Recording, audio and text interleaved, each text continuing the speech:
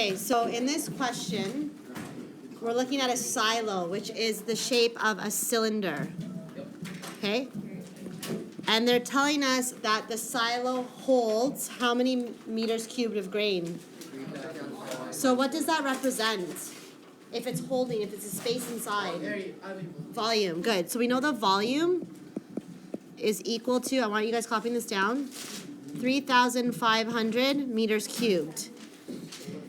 Now, in the area, it has the height is restricted to a maximum height of 25 meters. So the height of the silo is 25 meters. So height equals 25 meters.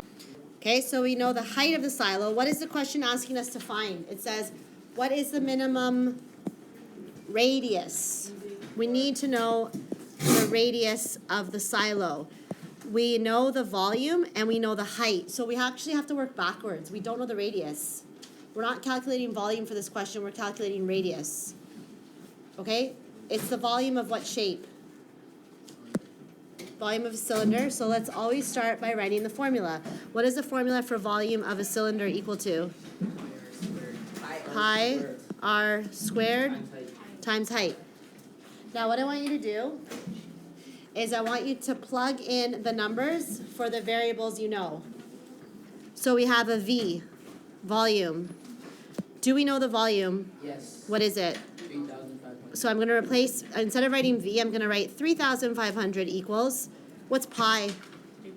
So let's just write 3.14 times, do we know the radius? Yes, it's 7. We don't know the radius, that's a question mark. Oh. Okay, we're trying to find the radius. Radius squared, we don't know the radius. And do we know the height? What's the height?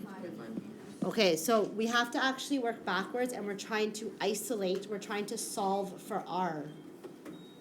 We have the left side of the equal sign and then we have the right side. So I'm gonna put a little imaginary line to separate the two, okay?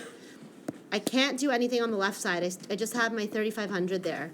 But on the right side, we are multiplying 3.14 times the radius, which I don't know what the radius is, times 25. So in the meantime, let's just multiply 3.14 times 25. Let's simplify that. What is it? 78.5. Good. So 78.5, and then we're going to be multiplying that by radius squared, but we don't know the radius.